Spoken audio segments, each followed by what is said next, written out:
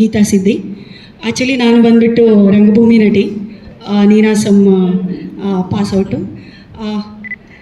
ರಂಗಭೂಮಿ ಸ್ವಲ್ಪ ಸಿನಿಮಾ, ಹೆಚ್ಚು ರಂಗಭೂಮಿ ಕಡೆನೇ ವರ್ಕ್ ಮಾಡ್ತಿರೋದು. ಮಕ್ಕಳ ಕ್ಯಾಂಪ್ ಇರ್ಬೋದು, ದೊಡ್ಡವರ ಕ್ಯಾಂಪ್ ಇರ್ಬೋದು, ಕೋಲಾಟ ಇರ್ಬೋದು, ಎಲ್ಲ ರೀತಿಯ ರಂಗಭೂಮಿಗೆ ರಿಲೇಟೆಡ್ ಆಗಿರುವಂತಹ ಯಾವ ಅಂಶಗಳು ಯಾವ ವಿದ್ಯಾರ್ಥಿಗಳಿಗೆ ಬೇಕು ಅದೆಲ್ಲವನ್ನು ಮಾಡ್ತಾ ಇದ್ದಳು. ಫಸ್ಟ್ ಟೈಮ್ ನನಗೆ ಸಲಗಾದಲ್ಲಿ ಮಾಡಿದ್ವಿ ನಾವು, ಅಲ್ಲಿ ಪ್ರಮೋಷನಲ್ ಸಾಂಗ್ ಆಗಿ ಟಿನಿಂಗ್ ಮಿನಿಂಗ್ ದಿಶಾ ಹಾಡಿದ್ವಿ. ಆಮೇಲೆ ಉಗ್ರಾವತಾರದಲ್ಲಿ ಹೆಂಗೆ ಬರ್ತಾಳೆ ನೋಡೋ ಪ್ರಿಯಾಂಕಾ ಉಪೇಂದ್ರ ಮೇಡಮ್ ಜೊತೆ ವರ್ಕ್ ಮಾಡಿದ್ವಿ. ಅದರ ನಂತರ ನಾನು ಸ್ವಲ್ಪ ಬ್ರೇಕ್ ತೊಗೊಂಡೆ. ಗಿರಿಜಾ ಸಿದ್ದಿ ಕೂಡ ಹಾಡಿದ್ದಾರೆ ಟಿನಿಂಗ್ ಮಿನಿಂಗ್ ದಿಶಾ, ಅವರು ಅದನ್ನು ಕಂಟಿನ್ಯೂ ಮಾಡ್ತಾ ಇದ್ದಾರೆ, ಕೆಲವು ಸಿನಿಮಾದಲ್ಲೆಲ್ಲ ಹಾಡಿದ್ದಾರೆ. ನಾನು ಗ್ಯಾಪ್ ತಗೊಂಡಿದ್ದೆ. ಆಕಸ್ಮಿಕವಾಗಿ ಕಾರ್ತಿಕ್ ಸರ್ದು ಫೋನ್ ಬಂತು, ಸಿನಿಮಾದಲ್ಲಿ ಆ್ಯಕ್ಟ್ ಮಾಡ್ತೀರಾ ಅಂತ ಕೇಳಿದ್ರು. ಆಗ ನಾನಂದೆ ಥಿಯೇಟರ್ ಆ್ಯಕ್ಟ್ ಮಾಡಿದ್ದೀನಿ, ಆದರೆ ಸಿನಿಮಾ ಅಂದ ತಕ್ಷಣ ಗೊತ್ತಿಲ್ಲ, ಆ ಭಾಷೆನೇ ಬೇರೆ, ನನಗೆ ಬಹುಶಃ ಕಷ್ಟ ಆಗ್ಬೋದು ಅಂತ ಹೇಳಿದೆ. ಇಲ್ಲ, ನಾನು ಹೇಳ್ಕೊಡ್ತೀನಿ ಬನ್ನಿ, ನೀವು ಥಿಯೇಟರ್ ಆ್ಯಕ್ಟರ್ ಮಾಡ್ತೀರಿ ಅಂದ ತಕ್ಷಣ ಥಿಯೇಟರ್ ಆ್ಯಕ್ಟಿಂಗ್ ಮಾಡ್ತೀರಿ ಅಂದರೆ ನಿಮಗೇನು ಸಿನಿಮಾ ಕಷ್ಟ ಆಗಲಿಕ್ಕಿಲ್ಲ ಅಂತ ಅಂದರು. ಹಾಗೆ ಇಲ್ಲ, ಒಂದ್ಸಲ ನಾನು ಆಗೋದಿಲ್ಲ ಅಂತ ಬಿಟ್ಟಿದ್ದೆ. ಮತ್ತೆ ಸರ್ದು ಕಾಲ್ ಬಂತು, ಇಲ್ಲ ನೀವೇ ಮಾಡಿ, ಹೀರೋ ಮಾಕನ ತಾಯಿಯ ಪಾತ್ರವನ್ನು ಮಾಡಿದ್ದೀನಿ, ನೈಲತಿ ಅಂತ ಅದರಲ್ಲಿ ನನ್ನ ಪಾತ್ರ. ಭಾಳ ಫಸ್ಟ್ ಆಫ್ ಆಲ್ ನಾವು ಒಪ್ಕೊಂಡಿದ್ದೆ ನಮ್ಮ ಕಮ್ಯುನಿಟಿಯವರು ಎಲ್ಲರೂ ಇದ್ದಾರೆ, ಕಥೆಯಲ್ಲಿ ಕೂಡ ನಮ್ಮ ಕಮ್ಯುನಿಟಿ ಇರುತ್ತೆ ಅನ್ನೋದನ್ನು ಡೈರೆಕ್ಟರ್ ಸರ್ ಹೇಳಿದ್ರು. ಆವಾಗ ಆಗಲಿ ನೋಡೋಣ, ಒಂದು ಪ್ರಯತ್ನ ಮಾಡುವ. ಯಾಕಂದರೆ ಸಿನಿಮಾ ಅಂದರೆ ನಾನು ಲಾಸ್ಟ್ ಟೈಮ್ ಟಿನಿಂಗ್ ಮಿನಿಂಗ್ ದಿಶಾದಲ್ಲೂ ಹೇಳ್ತಾ ಇದ್ದೆ, ಸ್ವಲ್ಪ ಭಯ, ಯಾಕಂದರೆ ಆ ಭಾಷೆ ಅಭಿನಯವೇ ಬೇರೆ. ಆದರೆ ಕಾರ್ತಿಕ್ ಸರ್ನ ಹೆಲ್ಪು ಜೊತೆಗೆ ನಮ್ಮ ಕಮ್ಯುನಿಟಿಯವರು ಭಾಳಷ್ಟು ಜನ ಆ್ಯಕ್ಟ್ ಮಾಡಿದ್ದಾರೆ ಅದರಲ್ಲಿ.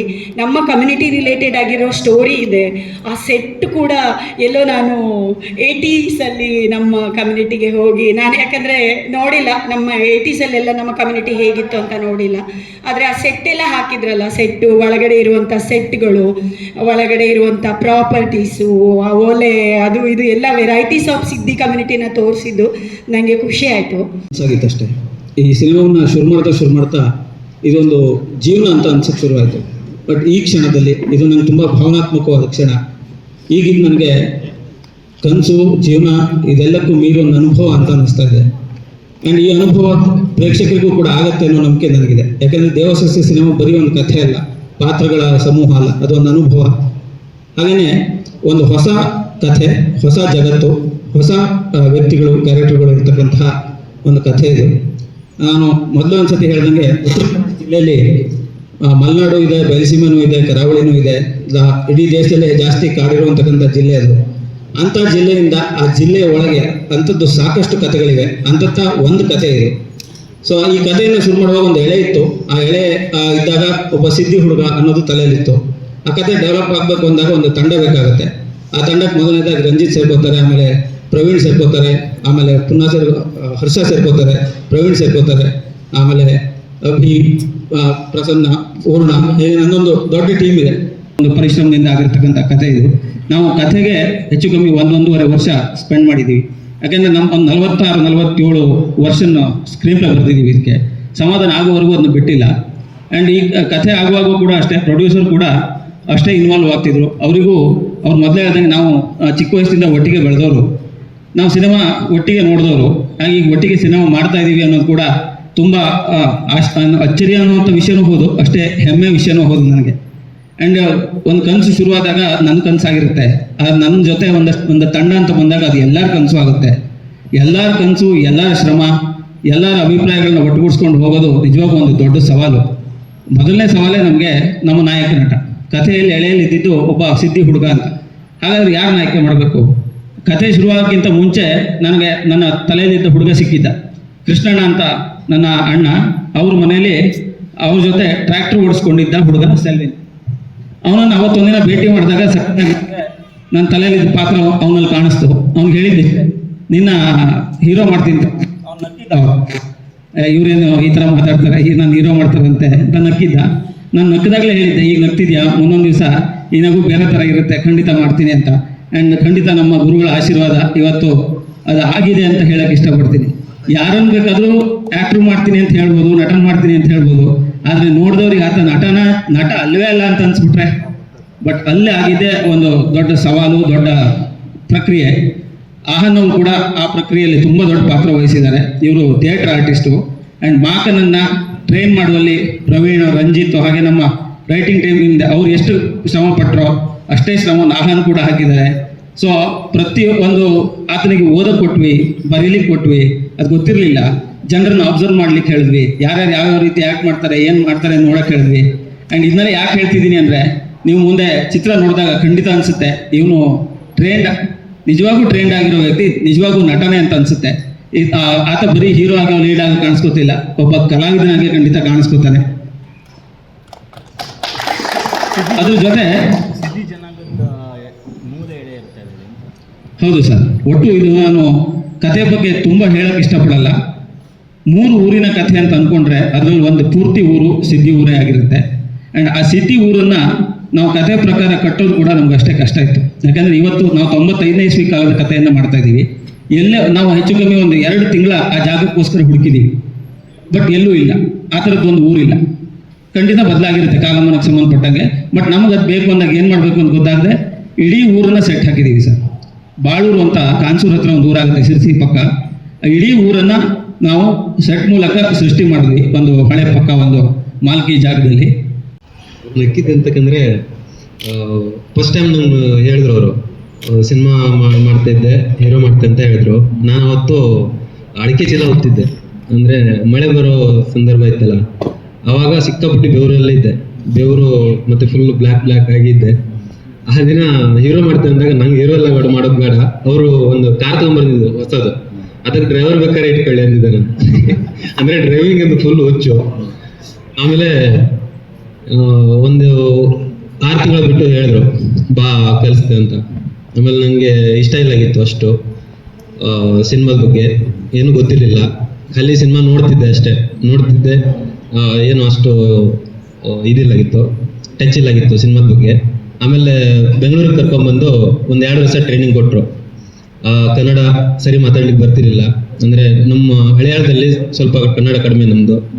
ನಾವು ಮನೇಲಿ ಮಾತಾಡೋದು ಕೊಂಕಣಿ, ಅದಕ್ಕೆ ಕನ್ನಡ ಒಂದು ಸ್ವಲ್ಪ ಟಚ್ ಕಡಿಮೆ. ಇಲ್ಲಿ ಬಂದು ಒಂದು 2 ವರ್ಷ ಕಲಿತೆ, ಎಲ್ಲ ಕಲಿಸಿದ್ರು, ಅಬ್ಸರ್ವ್ ಮಾಡ್ಲಿಕ್ಕೆ ಹೇಳಿದ್ರು, ಅದೆಲ್ಲ ಮಾಡ್ತಿದ್ದೆ. ಅವ್ರು ಹೇಳ್ಕೊಟ್ಟಂಗೆ ನಾನು ಆ್ಯಕ್ಟಿಂಗ್ ಮಾಡ್ತಿದ್ದೆ. ಅವ್ರಿಗೆ ಹೆಂಗೆ ಬೇಕೋ ಹಂಗೆ ನಾನು ಆ್ಯಕ್ಟಿಂಗ್ ಮಾಡಿದ್ದೆ. ದೇವಸ್ಥ ಸಿನಿಮಾದಲ್ಲಿ ನಾನು ಮಾಕನ್ ಪಾತ್ರ.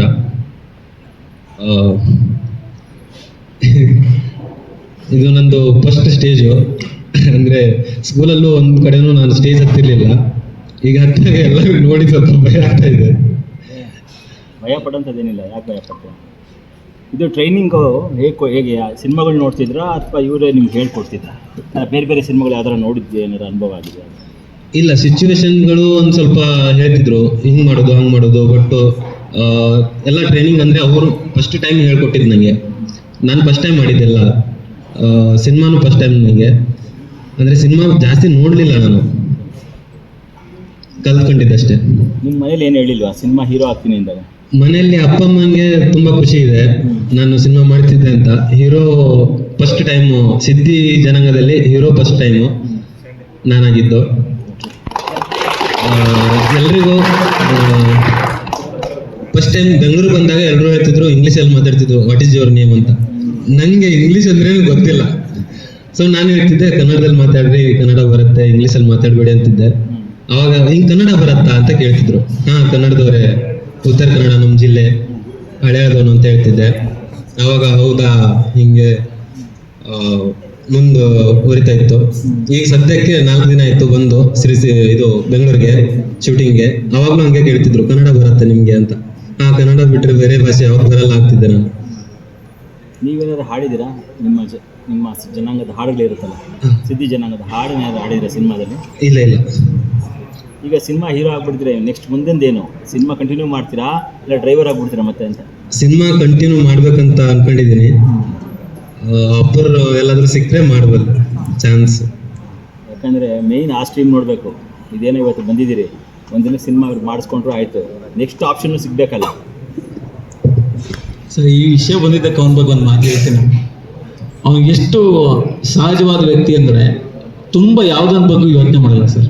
ಈಗ ನಾನು ಆ್ಯಕ್ಟಿಂಗಿಗೆ ಕರ್ಕೊಬಂದಾಗಲೂ ಅಷ್ಟೇ, ಇದ್ರ ಬಗ್ಗೆ ಏನು ಮಾಡೋದು ಅಂತ ತಲೆಗೆ ಹಚ್ಕೊಂಡು ಅವನಲ್ಲಿ ಈಗ ನಾವು ಎಲ್ಲರೂ ಮಾತಾಡ್ತೀವಿ ಪ್ರೆಸೆಂಟಲ್ಲಿ ಬದುಕಬೇಕು, ಅದು ಆಧ್ಯಾತ್ಮ, ಅದು ಜೀವನ ಅಂತೆಲ್ಲ. ಬಹುಶಃ ಅವನು ಸಹಜವಾಗಿ ಅವನು ಆ ಕೆಲಸ ಮಾಡ್ತಾ ಇದ್ದಾರೆ. ಅಂಥ ಒಂದು ವ್ಯಕ್ತಿತ್ವ ಅದು. ಏನಾಗುತ್ತೆ ಬರ್ತಾರೆ ಪಾಪ ಈ ಥರ ಸುಮಾರು ಜನ ಖಂಡಿತ, ಖಂಡಿತ. ಗೊತ್ತಿರುತ್ತೆ. ಹೀರೋ ಕರ್ಕೊಂಡ್ಬರ್ತಾರೆ, ಹೀರೋ ಮಾಡ್ತಾರೆ, ಅವರೆಲ್ಲ ಬೇರೆ ಬೇರೆ ರಿಲೇಟಿವ್ ಮಾಡ್ತಾರೆ.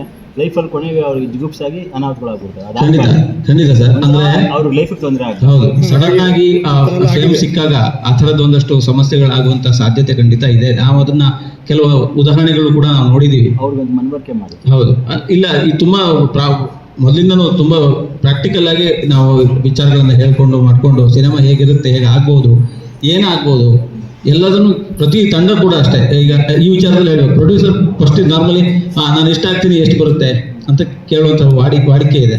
ಪ್ರೊಡ್ಯೂಸರ್ ಆ ಮಾತನ್ನು ಯಾವತ್ತೂ ಕೇಳಿಲ್ಲ ಸರ್. ನನಗೆ ರಿಸಲ್ಟು ಸೋಲ್ತೀವೋ ಗೆಲ್ತೀವೋ ಗೊತ್ತಿಲ್ಲ, ಬಟ್ ಒಳ್ಳೆ ಸಿನಿಮಾ ಮಾಡುವ ಒಳ್ಳೆ ಪ್ರಯತ್ನ ಖಂಡಿತ ಮಾಡೋಣ ಅಂತಲೇ ಅವ್ರು ಯಾವಾಗೂ ಮಾತಾಡಿದ್ದು. ಸೊ ಈ ಒಂದು ವಿಚಾರ ತಂಡದಲ್ಲಿ ಎಲ್ಲರೂ